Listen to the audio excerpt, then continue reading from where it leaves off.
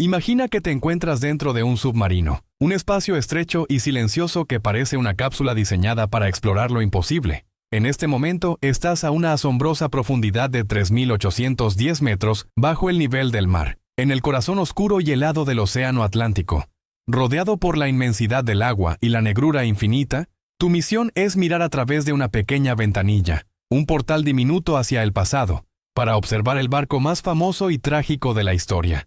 El Titanic, el legendario transatlántico, yace inmóvil, su esqueleto de acero descansando sobre el lecho oceánico desde hace más de un siglo. En el exterior de tu sumergible, la luz tenue revela barandillas oxidadas cubiertas de algas y corales que parecen una amalgama de vida y muerte. En cada rincón del naufragio, los pasillos ahora vacíos cuentan historias de lujo y tragedia, de cómo los ricos y poderosos de una época pasada se movían en este símbolo de grandeza que sucumbió a su propia vulnerabilidad. Mientras observas, es imposible no sentir una mezcla de asombro y melancolía. Pero de repente algo interrumpe la calma de este momento introspectivo. La luz dentro del submarino comienza a parpadear, una señal perturbadora que despierta el miedo. Es solo cuestión de segundos antes de que la presión aplastante del océano se imponga. La cápsula, incapaz de resistir la fuerza colosal de las aguas profundas, se comprime con un crujido ensordecedor. La tragedia ocurre tan rápido que ni siquiera tienes tiempo de procesar el terror antes de que todo termine. Este tipo de desastres, aunque infrecuentes, son un recordatorio de los riesgos inherentes a los viajes en submarinos. Las profundidades del océano no perdonan errores, y las fallas técnicas, por insignificantes que parezcan, pueden desencadenar resultados devastadores. El 15 de agosto del año 2000,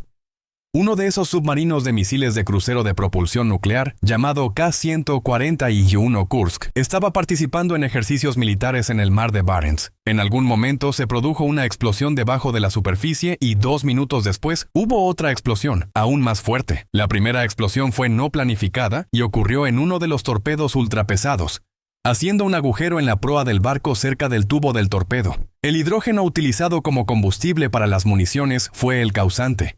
Todos sabían que esta sustancia química podía ser explosiva, pero era más barata. La segunda explosión probablemente fue causada por la detonación de los torpedos restantes, desestabilizados por la primera explosión. El Kursk descendió a una profundidad de 108 metros y comenzó a hundirse. Mientras tanto, el presidente de Rusia, Vladimir Putin, tardó 5 días en iniciar la operación de rescate y no aceptó la ayuda ofrecida por otros países, lo que resultó en la muerte de los 118 miembros de la tripulación a bordo del Kursk. Lo más desgarrador fue que más tarde se encontró una nota escrita por el capitán teniente Dmitry Kolesnikov. Fue escrita 2 horas después de la segunda explosión. Además de confesar su amor a su esposa, Kolesnikov escribió: «Parece que no tenemos ninguna posibilidad. Alrededor del 10 al 20% esperamos que al menos alguien lea esto. Aquí están las listas del personal en el compartimento 9. Intentaremos enviar saludos a todos. No hay necesidad de desesperarse». Esto confirmó que en el momento de las explosiones, 23 personas todavía estaban vivas y lucharon por sus vidas durante al menos 24 horas más en el compartimento interior del submarino. Lamentablemente murieron una muerte horrible, probablemente causada por intoxicación por monóxido de carbono. El caso del K-141 Kursk fue devastador no solo por la pérdida de vidas humanas, sino también por los errores en la operación de rescate y la controversia política que lo rodeó. En los días posteriores al incidente, varias naciones ofrecieron ayuda, incluyendo Noruega y el Reino Unido, que contaban con tecnologías avanzadas para rescatar a submarinos hundidos. Sin embargo, las autoridades rusas rechazaron inicialmente estas ofertas, posiblemente debido al orgullo nacional o al deseo de proteger información clasificada sobre las capacidades militares del Kursk. Cuando finalmente permitieron la intervención extranjera, ya era demasiado tarde. El submarino estaba en el fondo del mar, inclinado en un ángulo pronunciado y con los compartimentos destrozados, lo que dificultó cualquier intento de rescate. La nota de Kolesnikov, encontrada posteriormente, mostró que al menos algunos de los marineros sobrevivieron al impacto inicial, pero quedaron atrapados sin acceso a oxígeno suficiente ni medios para escapar. Fue un recordatorio sombrío de lo implacable que puede ser el entorno submarino. El K-141 Kursk se convirtió en un símbolo del costo humano de los errores técnicos y la ineficiencia administrativa.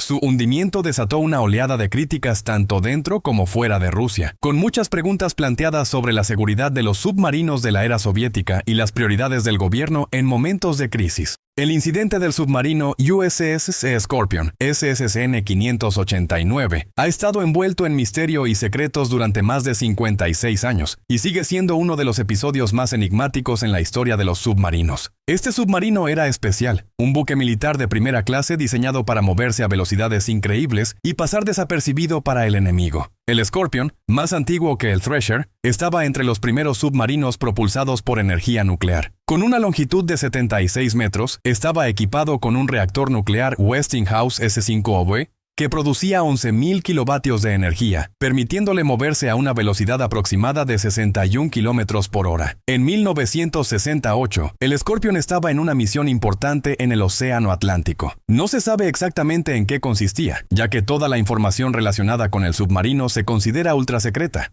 Lo más probable es que estuviera involucrado en operaciones de espionaje e interceptación de un grupo de operaciones marítimas soviéticas ubicado al suroeste de las Islas Canarias, frente a la costa de África. También se cree que el Scorpion pudo haber estado midiendo las características acústicas de los barcos de la OTAN en la región.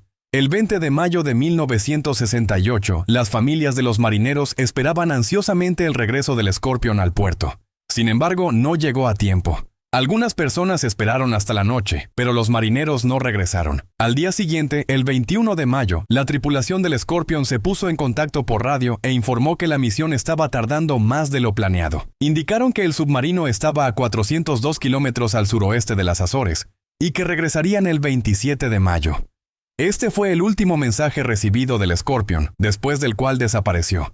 El Scorpion fue localizado por última vez a 644 kilómetros al suroeste de las Azores. El operador de radio que anteriormente había estado en contacto con el submarino se sorprendió cuando capitanes y almirantes de alto rango visitaron su lugar de trabajo en persona. Continuaron susurrando entre ellos y advirtieron a todos sus subordinados que la información sobre la desaparición del Scorpion no debía difundirse, ya que comprometería significativamente el estatus del ejército estadounidense y expondría su misión de espionaje. 5 días después de la desaparición, se dio a conocer públicamente que el Scorpion había desaparecido, pero la Marina no proporcionó ninguna información sobre lo que había sucedido exactamente con los 99 miembros de la tripulación a bordo. Un mes después, un barco de investigación llamado USNS Mizar encontró algunos fragmentos del Scorpion en el fondo del océano, a una profundidad de 3 kilómetros. Sin embargo, el misterio sobre su destino persistió. En 2018, 50 años después del incidente, Ken Larus, un operador de radio que trabajaba en la base el día de la desaparición, admitió haber escuchado fragmentos de conversaciones entre oficiales y capitanes. Según él, mencionaron una confrontación con el ejército soviético y hablaron sobre un hundimiento y una explosión. Sin embargo, la Marina de los Estados Unidos aún no ha emitido una declaración oficial. A día de hoy, solo podemos especular sobre el destino del Scorpion y su tripulación. El 18 de junio de 2023. Hamish Harding y otras 4 personas subieron a bordo de un sumergible llamado Titan. Hamish era un aventurero entusiasta, conocido por sus salidas emocionantes y arriesgadas. Ya había visitado el punto más profundo de la fosa de las Marianas y había estado en el espacio en una misión suborbital llamada Blue Origin NS-21. En esta ocasión, pagó 20 millones de libras esterlinas para sumergirse y ver los restos hundidos del Titanic. Para hacerlo, el Titan debía alcanzar una profundidad récord de 3.810 metros. A diferencia de los submarinos militares grandes y sofisticados, el Titan era un vehículo experimental pequeño y frágil. Estaba diseñado para albergar a un máximo de 5 personas, no tenía asientos y los pasajeros tenían que sentarse en el suelo. Curiosamente, el sumergible era controlado mediante un mando de videojuego modificado. Además, como operaba en aguas internacionales, el Titan no estaba sujeto a regulaciones de seguridad ni certificado como apto para navegar por ninguna autoridad reguladora. Sin embargo, esto no disuadió a Hamish ni a los otros pasajeros, ya que el Titan ya había realizado 37 inmersiones anteriores al Titanic sin incidentes. La inmersión comenzó a las 9:30 am, con la escotilla cerrada desde el exterior con 17 pernos. El Titan hacía contacto con el barco de apoyo cada 15 minutos, pero a las 11:15 am dejó de responder. Según el plan, debía emerger a las 4:30 pm, pero no apareció. Solo a las 10 en los 7 pm, los trabajadores de apoyo informaron a la Guardia Costera de SEUU Sobre el incidente, en ese momento comenzó una carrera contra el tiempo, ya que el sumergible tenía oxígeno suficiente para solo 96 horas. Incluso si el Titan hubiera llegado a la superficie, los pasajeros no habrían podido salir, ya que la escotilla solo podía abrirse desde el exterior. Además, el sumergible carecía de una baliza de localización de emergencia, lo que hizo extremadamente difícil su búsqueda.